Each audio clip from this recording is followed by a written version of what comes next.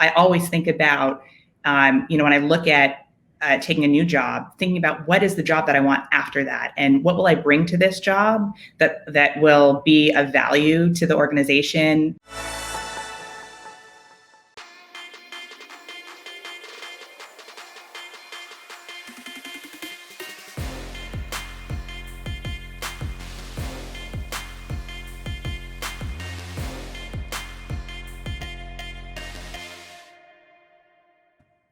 What's going on, Next Gen fam? Welcome back to Mentor Momentum with Next Gen HQ. We have such a special guest for you this week, an incredible innovator in the digital marketing space. As a huge sci-fi fan, she's constantly pushing the boundaries between what's possible for brands through technology, and we have so much incredible stuff to dive into. She's currently the Director of Brand Solutions Marketing at Facebook. Katrina, we got to get her on the stage. Thank you so much for joining us here on Mentor Momentum with Next Gen HQ. Oh my God, thank you for having me. I love the sci-fi shout out. I have to confess, I've run out of things to watch, and I've just started watching Stargate SG-1 from 2006 on Netflix. Out of curiosity, it's a mess. I don't know. I have 10 seasons of it to go through. So always happy to talk about sci-fi and sci-fi TV. But anyway, I know we have other things to talk about today. Let's dive in right there. What, in your mind, how has this passion for sci-fi informed how you're looking at new technology in the world? I think for me, I've always had a curiosity about what comes next for us as humans, what comes next for how we communicate, where we go, and what comes next for our businesses and what we choose to build. And so, over my career, I've worked with media companies. I spent many years at GE, where the subject matter was all about large industrial technology, imagining the future of flight, the future of energy.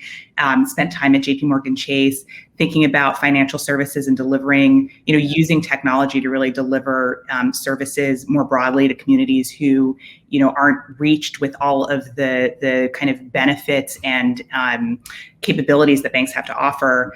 And now at Facebook, it's great to be here and be thinking about the future of how people communicate through social media, but also through things like virtual reality, which has been another kind of playground that I've gotten to spend time in for many years. I love that. I'm excited to get us back into that. One thing I wanted to ask you, I've been dying to ask you, one, you're leading a team at Facebook, you're a mentor for Adweek, you're also on the board of a nonprofit, and I'm sure you are still finding time also to catch up on your sci-fi shows. How are you managing your time and making sure that you're set up for success every day? I did drop that sci-fi confession early in this conversation. I think there are a few things that are really important. So sleep is really important. It's always going to be important to me. I know when I don't get the right kind of sleep, that I'm not as even the next day. I think I'm very lucky to live in a home where I have a wonderful husband, and we have a fabulous partnership. And we're a team. So we explore a lot of the same things. We talk about a lot of our passions. We share values.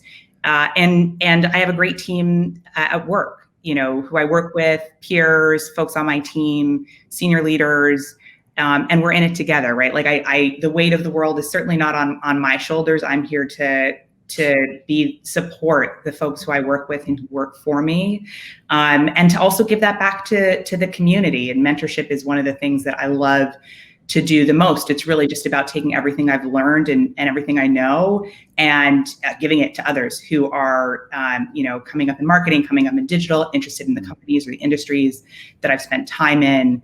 And so, those things energize me. As long as I'm sleeping, exercising, eating right, then everything else is a source of energy that helps me make the most of my time. I love that. Diving into the team side of things, I know you've talked a lot about the importance of being able to build trust amongst your team members and have people trust you so that you guys can work best together. What are your strategies for building trust amongst a team, both maybe in personal and professional settings? Yeah. Well, I think the first thing is that whenever I come into a new team, that's both entering as an individual and entering as a leader. For me, the first weeks, months are all about learning and an opportunity to learn. whenever you step into a new organization, a new division, there are people there who have built that place up to what it is, who know the company, who know the product, who know the strategies. And it's really an opportunity for me to get exposure to this new space and understand what are the values of the company, what are the qualities of what we're bringing to market, what are the interpersonal dynamics within this organization? How is it similar to what I've experienced before? How is it different? And then how can I make things easier? How can I reduce friction based on where I'm placed as a leader and as a peer? And I think, really spending time listening. It's not about me coming into a place and having answers, but really listening and thinking about how I can help. Absolutely. In your mind, obviously, I see such a stark difference. You worked at GE, which is obviously they've been around for 126 years or some crazy number like that. And obviously Facebook, the kind of next generation company. What in your mind is kind of the difference there? And culture wise, how are you ensuring that you're building that culture and stepping into a culture that matters to you? Yeah.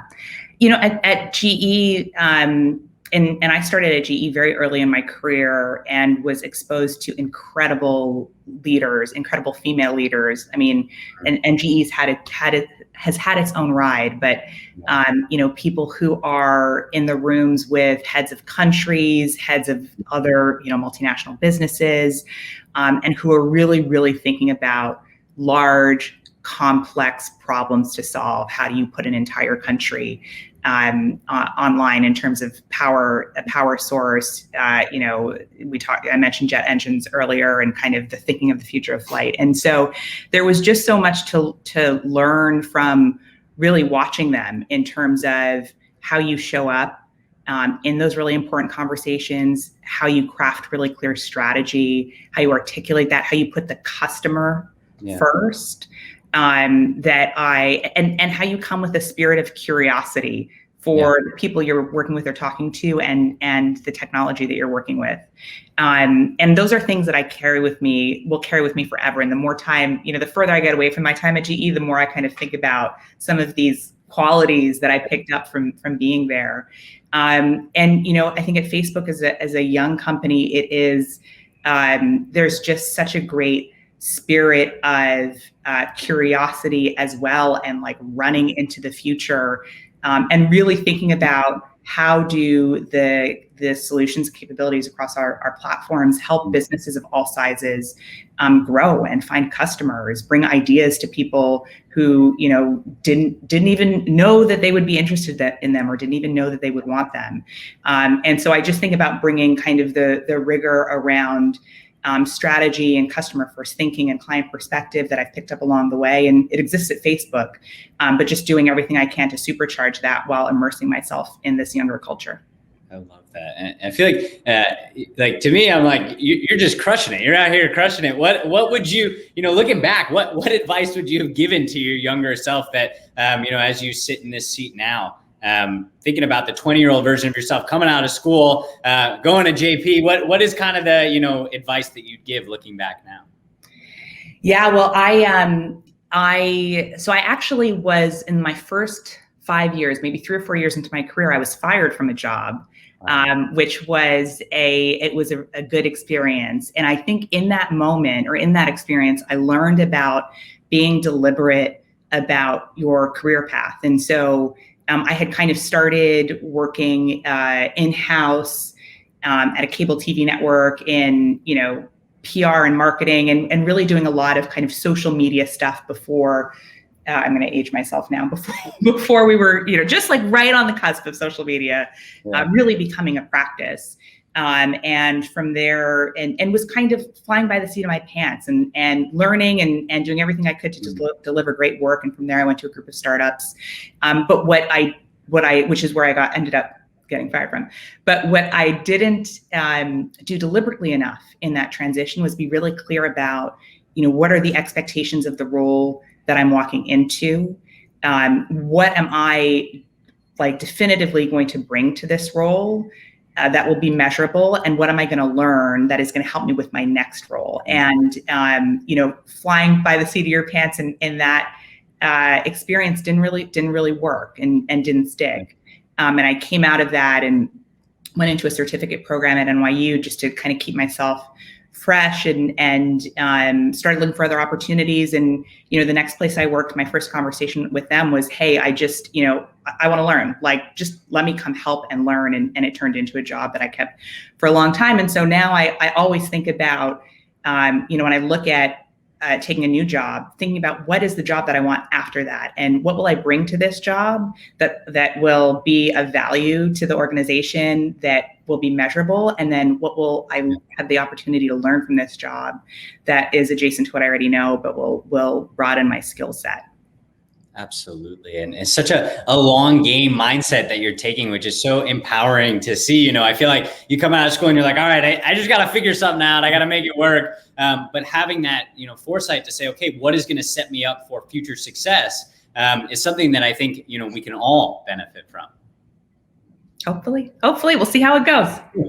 You'll keep us posted. We'll check back in a few years. You'll let us know.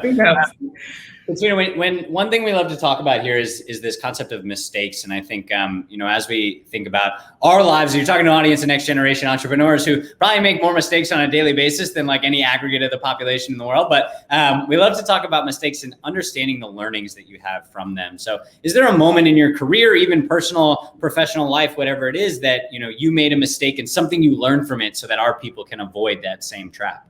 Yeah, absolutely.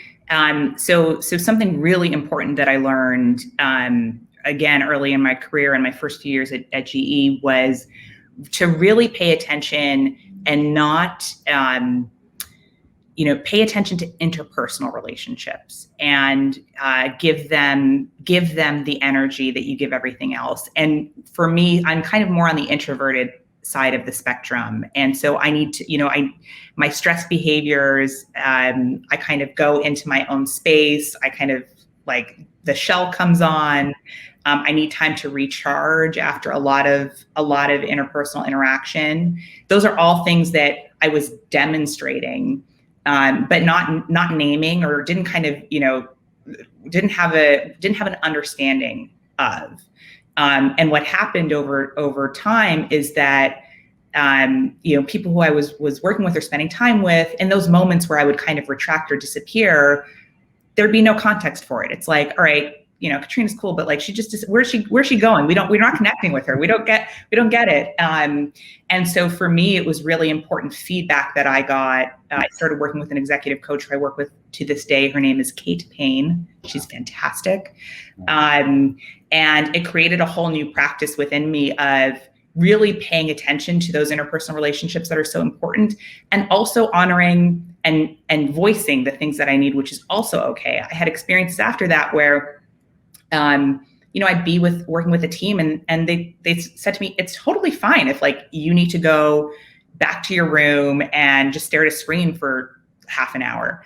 But just let us know so we know that we didn't do anything wrong. And so it also gave me license to say, hey, this is what, love you guys and ladies, this is what I need. I'll be right back. And I think it also gives license to everyone else. We all have different needs in this way. And I don't think it's a question about assimilating to become one type of person. I think it's a question about respecting each other, communicating with each other, and also honoring our needs. I have so many follow-up questions, but I'll start with one. When to me, and shout out to Kate Payne, we got to dive in here for sure. When I look at the world, and I know this is the wrong opinion, but I'm like, all right, once I get to the point of being a leader, or in my mind, I'm like, okay, once I'm Katrina, I'm not gonna need anything else. I'll be set, So you're kind of like, I feel like when you're in this, you're really just starting your career, you have this vision of, okay, you'll get to a point and you'll be set. But so many people talk about the importance of continuing to have a coach and somebody that can work through with you. What in your mind has been like what would you say to the next generation about the importance of having coaches along your journey? Yeah. Invaluable. I'll also say I've been in therapy for 15 years. My therapist was at my wedding. He's like, we have a lot to thank him for. But I think, for me, it's about a continuous dynamic of growth, no matter where you are. And I imagine that most of the folks in your audience, while thinking that, I'm going to get here and I'm going to get set, that's also their, satisfaction at that point. It doesn't necessarily feel the same, because then at least I know for myself, I'm asking myself, okay, well, but what else can I do? The point that I thought I wanted to get to, there's still a whole world beyond that. What else can I learn? What else can I contribute? And so for me, both personally and professionally, that has been my MO for a long, long time, which is, defining that next frontier, thinking about how I need to grow,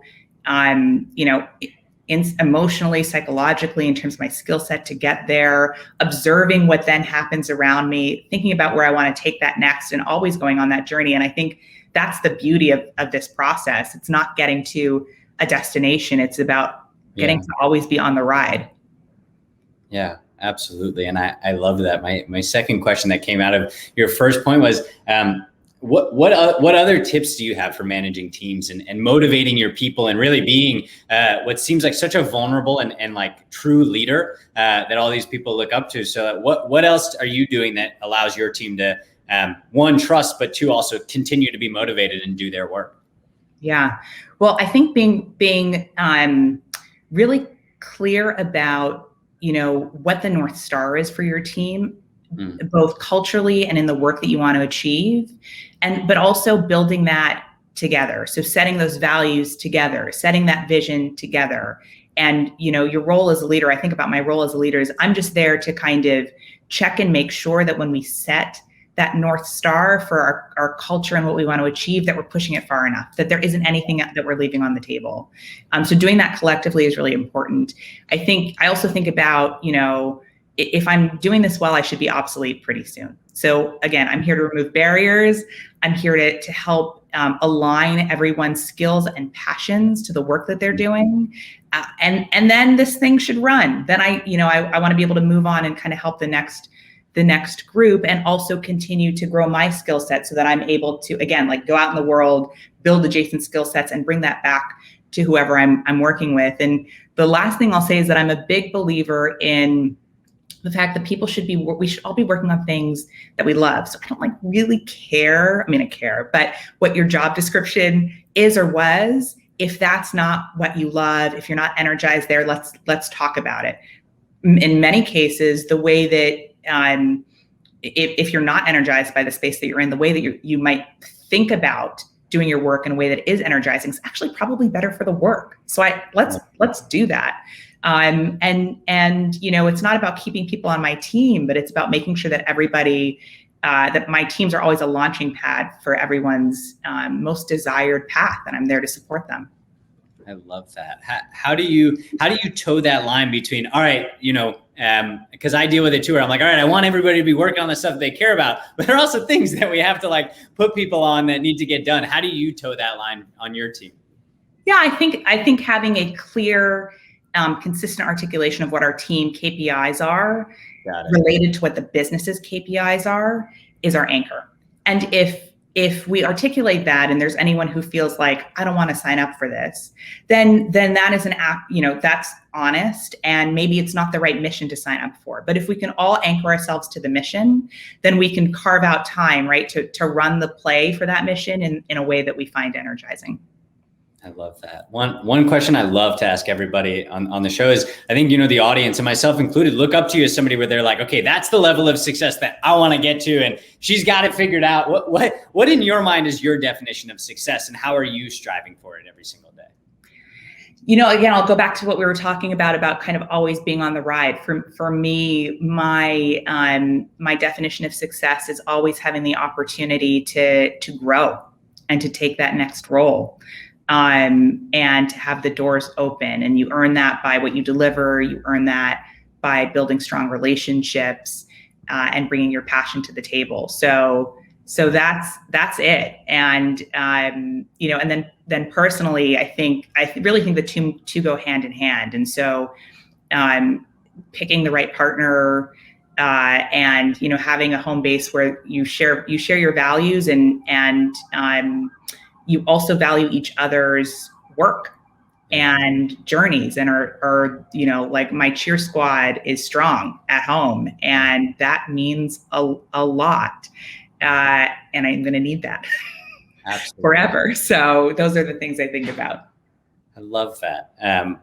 One thing I definitely wanted to ask you, we got to listen to a piece of a podcast you were on back when you were still at GE, the mobile first podcast, and you talked about this building connection between the brand and the actual business that you're kind of running. Can you elaborate more on that? And obviously for young entrepreneurs that are building new businesses, how do they make sure that their brand messaging is staying in tune with what they're building on the business side?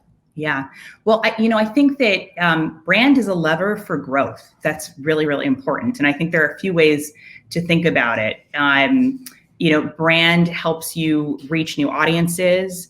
Brand over a longer term can really increase your customer lifetime value. It can give you the opportunity to introduce new products more easily, to charge, increase your ticket price more easily. And so I think, there's it's not kind of brand for brand's sake, and we're going to make the big TV spot and it's going to be a fun shoot, and the shoots are always fun. But it's really about thinking about what is the growth strategy for your business, over the next 12, 18, 24 months.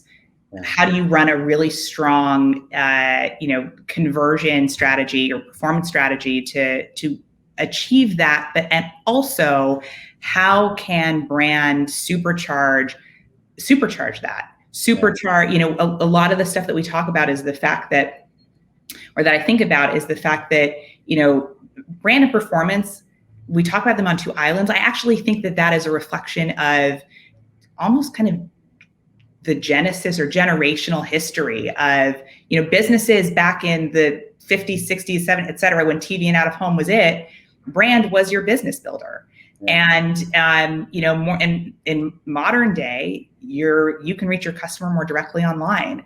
And so are these two different things, or are these reflections of just the changing dynamics of how we talk to each other, and how we reach each other? So, does performance creative, is there any room for a little dash of brand best practice in there? Probably. Yeah. And, can you run brand creative with a really strong media strategy and also see conversion and performance impact? Yeah, probably. And so those are all huge opportunities to bring the two together in service of your business strategy. I love that. And super sound and actionable advice for everybody watching too, where it doesn't have to be, okay, you go out and you buy the billboard now or the TV spot, but being able to actually do branding in a way that gives you that ROI is, I think, something that, should be more of the conversation than it probably is now. It's kind of the one or the other. You either kind of go the route of the billboard or you go the route of all right, email performance marketing. But figuring out that combination seems like something that's crucial as businesses continue to grow and scale. Totally. Katrina, as we make it to the end of our time here, I want to give you the floor. Any words of wisdom, piece of advice, nuggets that you got from your startup days, anything that you want to share with the next generation audience here? Oh my God. It's been a wild year. So I hope everyone is taking care of themselves. I know we've all had different experiences, tough experiences, hanging on. I think it's very excited to see our cities and communities start to get vaccinated. So, keep taking care of yourselves. If you have any questions about executive coaching, let me know. If you want to hear any more about my experience with therapy, let me know. I'm here to help with all of that. If you want to talk about brand and DR and your marketing strategy, feel free to reach out. I'd be happy to talk about that too. Katrina, you are the greatest, a true mentor, not just a podcast guest, an actual mentor in our midst. Thank you so much for joining us here on Mentor Momentum with NextGen HQ. Thank you. That was Mentor Momentum, sharing life and business lessons from incredible leaders. Looking for more momentum? Subscribe to our weekly Momentum newsletter at nextgenhq.com and check out our other podcast, Momentum Audio, on any of your favorite podcast channels. Now that's momentum.